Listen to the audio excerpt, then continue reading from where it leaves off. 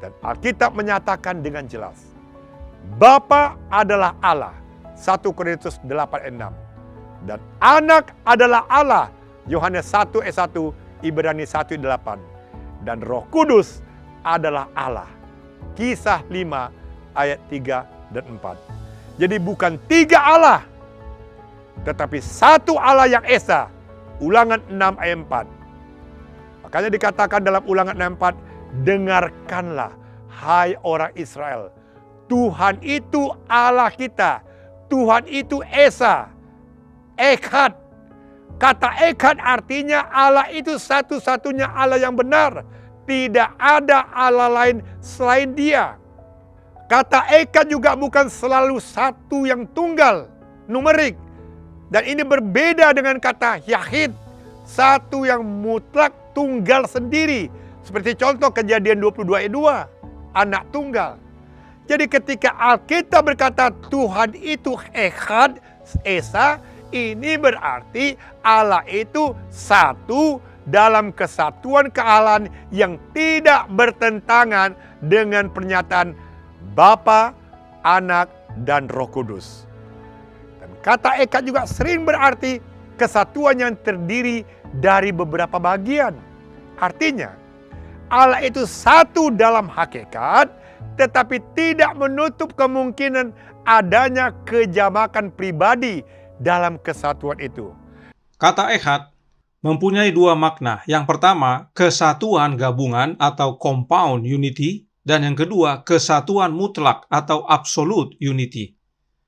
Kesatuan gabungan itu artinya ada beberapa unsur atau hal yang disatukan menjadi satu, seperti satu keluarga. Di dalam satu keluarga ada ayah, ibu, dan anak-anak. Jadi ada beberapa individu tapi disebut satu keluarga. Ada juga kita bisa bilang satu sisir pisang, terdiri dari beberapa pisang. Sementara kesatuan mutlak artinya bahwa satu itu ya satu. Angka 1. Jika disebut satu orang berarti hanya ada satu orang. Satu pisang ya satu pisang. Dan seterusnya. Jadi, penggunaan kata Echad ini sama dengan penggunaan kata satu dalam bahasa Indonesia atau penggunaan kata one dalam bahasa Inggris. Sebab memang Echad ini mempunyai makna atau arti satu. Perhatikan baik-baik ayat-ayat berikut ini yang sering digunakan oleh para pakar teologi kaum Trinitas dalam menjelaskan kata Echad. Yang pertama kita buka Kejadian 2 ayat 24 yang berkata, sebab itu seorang laki-laki akan meninggalkan ayahnya dan ibunya dan bersatu dengan istrinya sehingga keduanya menjadi satu daging. Kejadian 2:24 ini adalah contoh dari kesatuan gabungan. Sebab ada 2 individu yang menjadi satu, yaitu laki-laki dan perempuan, istrinya. Kejadian 2:24 menyatakan adanya 2 individu yang menjadi satu. Satu apa? Bukan menjadi satu oknum. Mereka tetap terdiri dari 2 oknum, namun yang menjadi satu adalah daging. Kejadian 2 ayat 24 tersebut dengan jelas menyatakan adanya 2 individu yang menjadi satu, yaitu satu daging. Mereka menjadi suami dan istri. Sementara Ulangan 6 ayat 4 yang di sebelah kanan tidak menuliskan adanya beberapa oknum kealahan yang kemudian disebut menjadi satu Allah atau satu ilahi. Tidak ada. Ingat, Yesus selalu berkata, ada tertulis. Yang tertulis adalah hanya Tuhan itu Allah dan yang disebut Allah itu satu. Tidak ada tertulis dalam ayat ini bahwa Tuhan itu Allah, Yesus itu Allah, dan Roh Kudus itu adalah Allah, dan ketiganya menjadi satu Allah. Tidak ada kalimat demikian.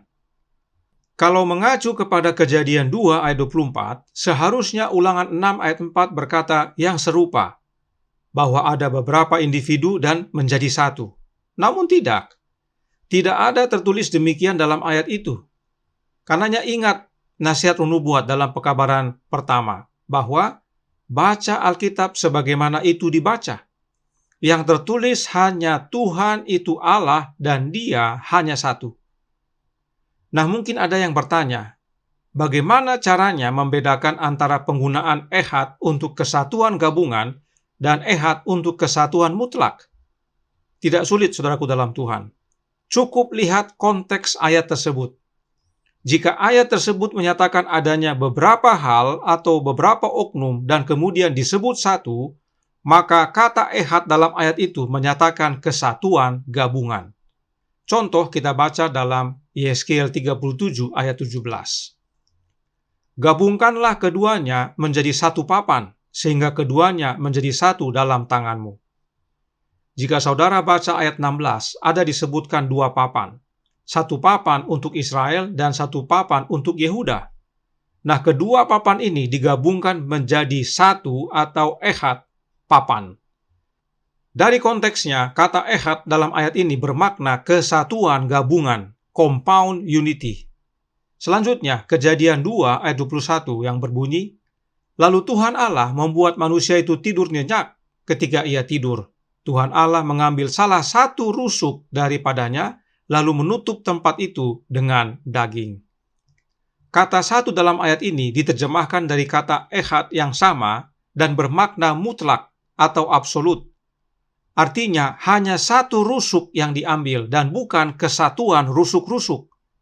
Itu sebabnya dituliskan dalam ayat ini, Allah mengambil salah satu rusuk.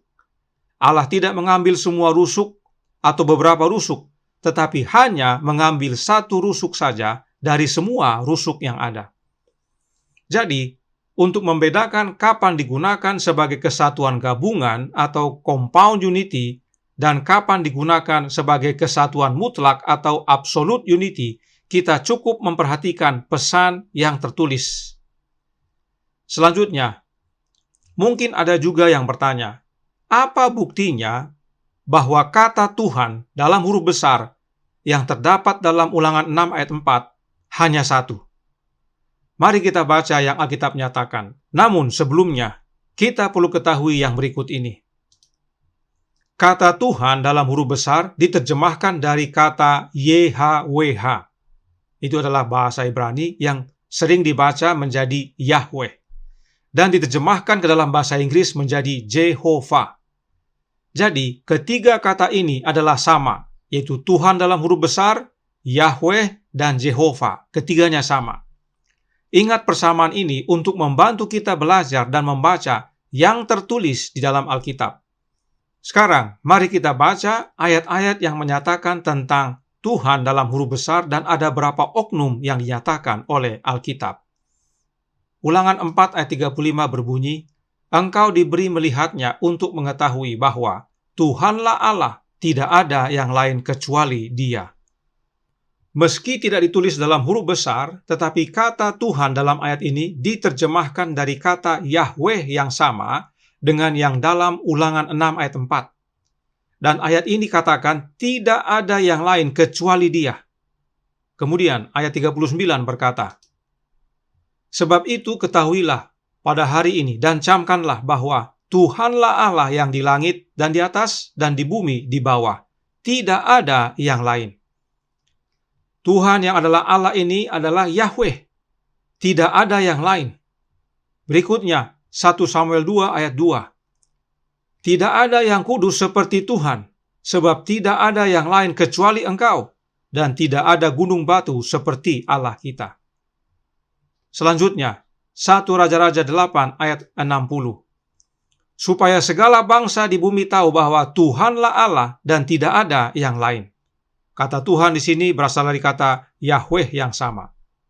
Berikutnya, Yesaya 45 ayat 5. "Akulah Tuhan dan tidak ada yang lain, kecuali Aku tidak ada Allah. Aku telah mempersenjatai engkau, sekalipun engkau tidak mengenal Aku." Ingat nasihat roh nubuat untuk baca yang tertulis dan baca sebagaimana itu dibaca. Ayat ini jelas sekali menyatakan, dan bahkan Allah sendiri yang berbicara dalam ayat ini bahwa Dialah Tuhan dalam huruf besar dan tidak ada yang lain. Ini bukan pernyataan manusia, tetapi perkataan Allah itu sendiri. Nah, dalam Yesaya 45 ini berulang-ulang disebutkan bahwa Tuhan itu tunggal. Selain ada kata tidak ada yang lain, selalu Tuhan menyatakan dirinya dengan Aku. Mari kita lanjutkan. Yesaya 45 ayat 6. supaya orang tahu dari terbitnya matahari sampai terbenamnya bahwa tidak ada yang lain di luar Aku. Akulah Tuhan dan tidak ada yang lain. Jelas sekali. Markus 12 ayat 28 sampai 32. Lalu seorang ahli Taurat yang mendengar Yesus dan orang-orang Saduki bersoal jawab dan tahu bahwa Yesus memberi jawab yang tepat kepada orang-orang itu, datang kepadanya dan bertanya, "Hukum manakah yang paling utama?" Jawab Yesus, "Hukum yang terutama ialah, dengarlah, hai orang Israel, Tuhan Allah kita, Tuhan itu Esa. Kasihilah Tuhan Allahmu dengan segenap hatimu, dan dengan segenap jiwamu, dan dengan segenap akal budimu, dan dengan segenap kekuatanmu. Dan hukum yang kedua ialah, kasihilah sesamamu manusia, seperti dirimu sendiri. Tidak ada hukum lain yang lebih utama daripada kedua hukum ini." Lalu kata ahli Taurat itu kepada Yesus, "Tepat sekali Guru, benar katamu itu, bahwa Dia Esa, dan bahwa tidak ada yang lain kecuali Dia." Saat ditanya hukum yang pertama, Yesus tidak langsung berkata, "Kasihilah Tuhan Allahmu dengan segenap hatimu, dan dengan segenap jiwamu, dan dengan segenap akal budimu, dan dengan segenap kekuatanmu." Tetapi terlebih dahulu Yesus memperkenalkan siapa Tuhan tersebut. Dia adalah Allah dan Tuhan itu satu. Setelah kita mengenalnya dengan benar, barulah kita dapat mengasihinya dengan segenap hati, jiwa, akal budi, dan kekuatan kita. Dan apakah ada koreksi dari sang ahli Taurat? Tidak ada. Sang ahli Taurat malah meneguhkan dengan mengutip Ulangan 4 ayat 35. Kemudian, jika kita lihat ayat yang telah dibahas dalam tanggapan pertama, Yohanes 17 ayat 3. Inilah hidup yang kekal itu, yaitu bahwa mereka mengenal Engkau, satu-satunya Allah yang benar, dan mengenal Yesus Kristus yang telah Engkau utus. Kata satu-satunya dalam ayat ini diterjemahkan dari kata Yunani monos, ya, sebagaimana kita sering dengar monopoli, ya, artinya itu adalah single atau tunggal, atau alone, sendiri, atau only, hanya. Ayat ini adalah bagian dari doa Yesus kepada Bapanya, dan Bapanya hanya satu. Bapanya Yesus bukanlah kesatuan Bapa-Bapa. Bapanya Yesus hanya satu, yaitu Allah Bapa.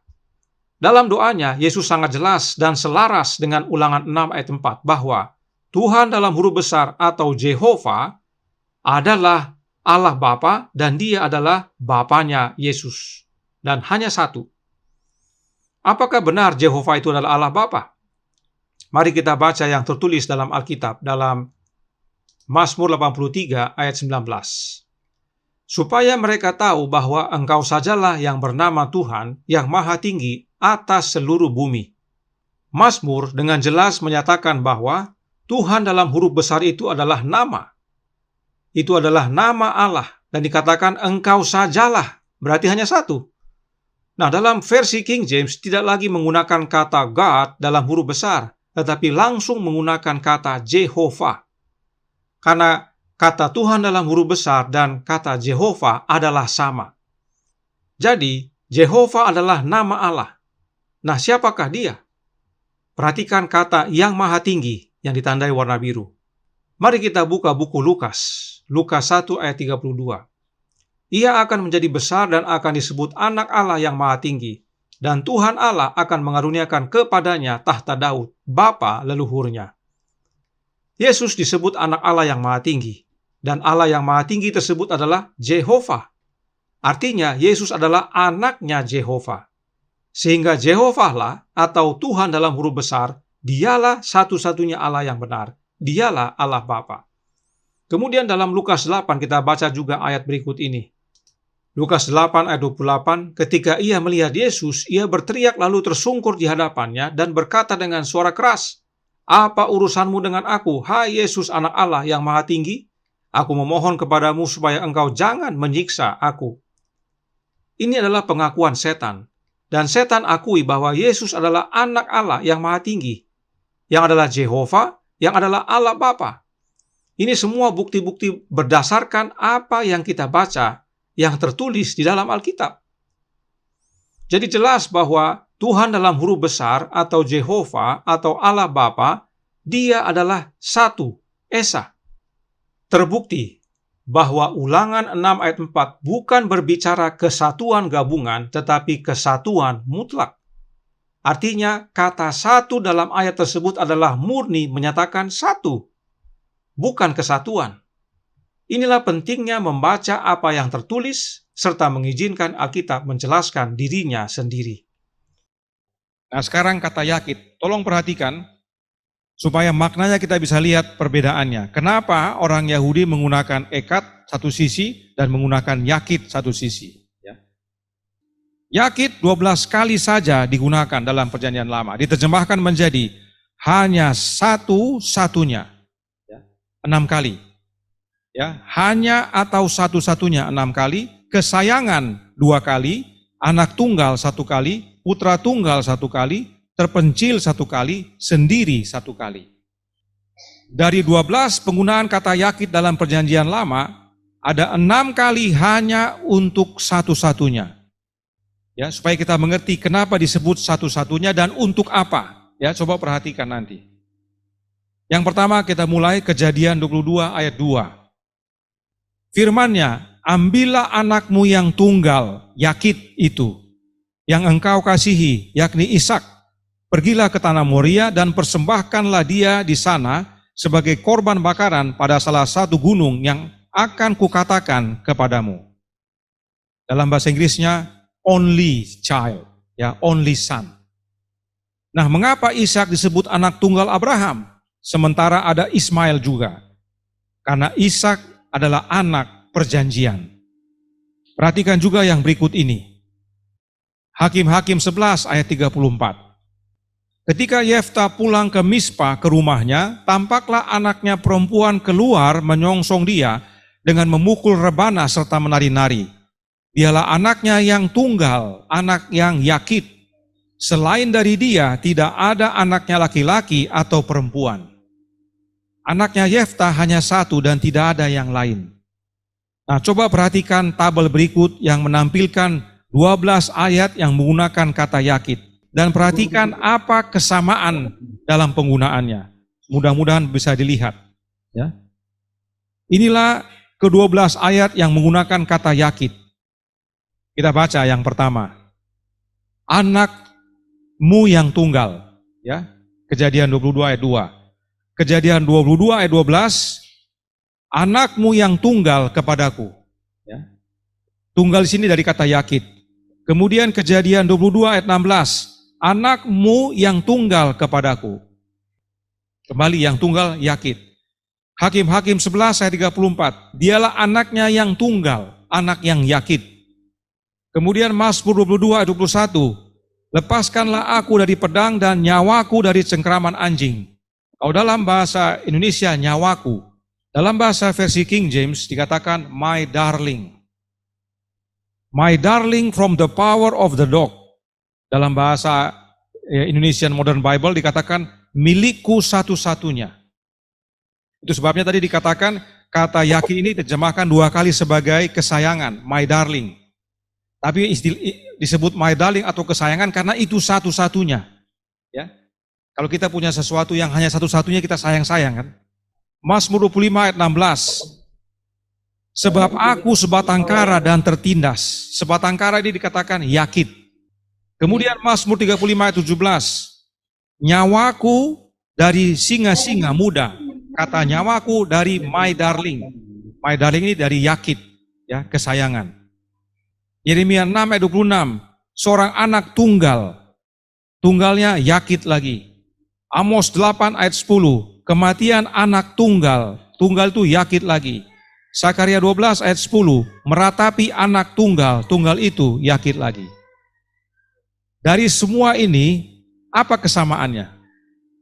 Atau penggunaan kata yakid yang sama tentang apa?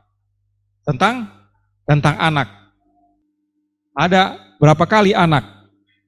Anak tunggal, anak tunggal, anak tunggal, anak tunggal 4, kemudian anak tunggal 5, anak tunggal 6, anak tunggal 7, anak tunggal 8. 8 kali dari 12 kali itu untuk apa?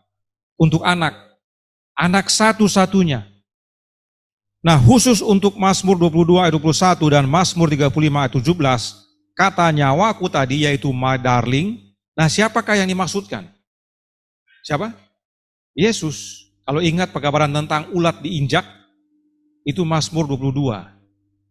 Mazmur 22 itu tentang Yesus. My darling, kekasih Bapa. Dan hanya satu yang Bapa kasihi, yaitu anaknya. Jadi, 10 dari 12 ayat berbicara tentang anak, sebab yang my darling itu adalah tentang Yesus, yang adalah anak Allah. 8 tadi anak tunggal toh. 1, 2, 3, 4, 5, 6, 7, 8. 2 lagi yang my darling, itu mengenai Yesus. Anak juga. Jadi 10 dari 12 tentang anak. Hanya 2 ayat yang bicara tentang sebatang kara atau sendirian. Yang mana adalah pengalaman Daud. Dan apa yang Daud alami adalah gambaran yang Yesus alami. Kembali ujung-ujungnya, Yesus yang adalah anak. Jadi kalau mau digabung semua yang 12 ini, bicara tentang anak Yakit ini. Penggunaan Yakit hanya untuk anak. Karenanya saudaraku dalam Tuhan, penggunaan kata Yakit memiliki unsur kasih sayang. Sebab semuanya berbicara tentang anak yang dikasihi, anak satu-satunya. Bahkan dalam versi King James menggunakan kata my darling. Jadi meskipun Yakit artinya satu, yaitu satu-satunya, atau satu yang mutlak, tapi penerapannya mayoritas untuk menyatakan hubungan kasih. Anak tunggal yang kekasih, anak tunggal yang dikasihi, kekasihku satu-satunya, dan seterusnya. Oleh karena itu, padanan kata untuk Yakit dalam bahasa Yunani adalah monogenes. Yakit tidak ada terjemahannya dalam bahasa Yunani, tapi padanannya ada, yaitu monogenes. Dan dalam Alkitab Perjanjian Baru, bahasa Yunani, kata monogenes hanya 9 kali digunakan. Kalau Yakit 12, kalau monogenes 9 kali. Nah, yang 9 kali ini untuk apa? Kita lihat, agar kita lihat persamaannya. Jadi Lukas 7 ayat 12 berkata, anak tunggal ibunya, monogenes. Lukas 8 ayat 42, karena anaknya perempuan yang satu-satunya, monogenes. Lukas 9 ayat 38, sebab ia adalah satu-satunya anakku, monogenes. Yohanes 1 ayat 14, yaitu kemuliaan yang diberikan kepadanya sebagai anak tunggal Bapa, monogenes. Yohanes 1 ayat 18, tetapi anak tunggal Allah, monogenes.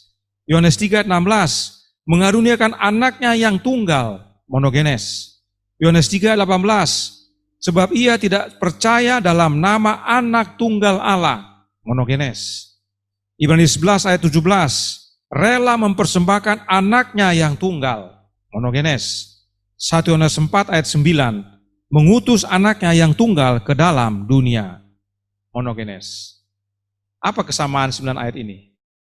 Tentang anak. 9 kali penggunaan kata monogenes dalam Perjanjian Baru, 9-9-nya untuk anak. Semuanya berbicara tentang anak dan satu-satunya atau anak tunggal. Dan perhatikan semua kata monogenes itu mempunyai makna kasih, menyatakan hubungan kasih. Anakku, anaknya, ya, yang tunggal. Karenanya, padanan kata Yakit dalam bahasa Yunani adalah monogenes. Nah, ada guru teologi yang berkata bahwa kata monogenes artinya bukan diperanakkan, tapi unik. Kembali itu adalah karena Trinitas. Coba perhatikan yang di layar. Lukas 7 ayat 12, apakah berbicara tentang anak yang unik atau anak yang diperanakkan? Setelah ia dekat pintu gerbang kota, ada orang mati diusung keluar, anak laki-laki, anak tunggal ibunya yang sudah janda, dan banyak orang dari kota itu menyertai janda itu. Itu anak unik atau anak yang diperanakkan? Anak yang diperanakkan. Kemudian yang Lukas 8:42, karena anaknya perempuan yang satu-satunya yang berumur kira-kira 12 tahun hampir mati. Itu anak unik atau anak diperanakkan? anak diperanakan. Ya. Jangan pilih-pilih, oh ini diperanakan, oh ini unik. Ya. Hanya karena kemauan diri sendiri atau konsep yang dimiliki oleh sebuah organisasi. Kita harus ikut yang apa Alkitab nyatakan.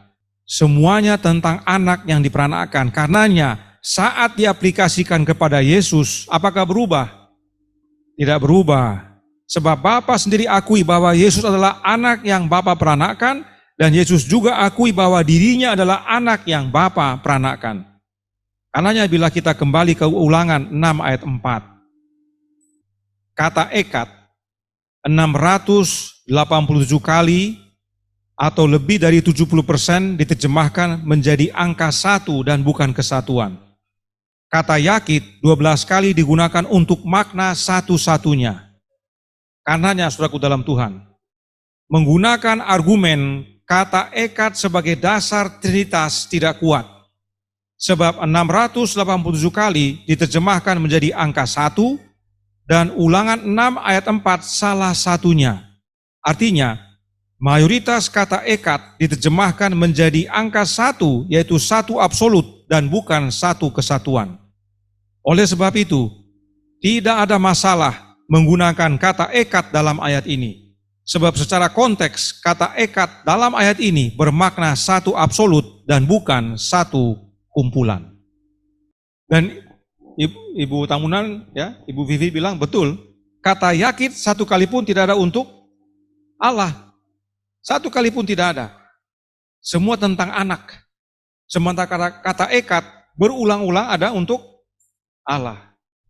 Jadi, dengan demikian, apakah kata ekat atau yakit bukanlah isu? Tidak perlu dipilih dalam hal ini. Tidak perlu juga dibahas tentang yakit sebenarnya. Cukup mengerti penggunaan ekat, selesai.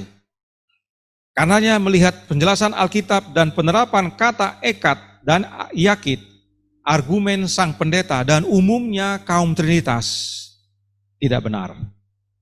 Jelaskan yang benar kepada umat sebagaimana tertulis. Karenanya, pilihlah pada hari ini. Apakah saudara memilih penjelasan manusia tentang ehad, atau saudara pilih penjelasan apa yang tertulis dalam Alkitab? Kami pilih apa yang tertulis dalam Alkitab, bahwa Tuhan itu Allah kita dan Tuhan itu satu. Kami pilih kebenaran yang tertulis dalam Alkitab dan sebagaimana itu dibaca. Jika disebut tidak ada yang lain, berarti hanya Dia. Tentukan pilihan saudara hari ini. Tuhan memberkati, saya bawa dalam nama Yesus. Amin.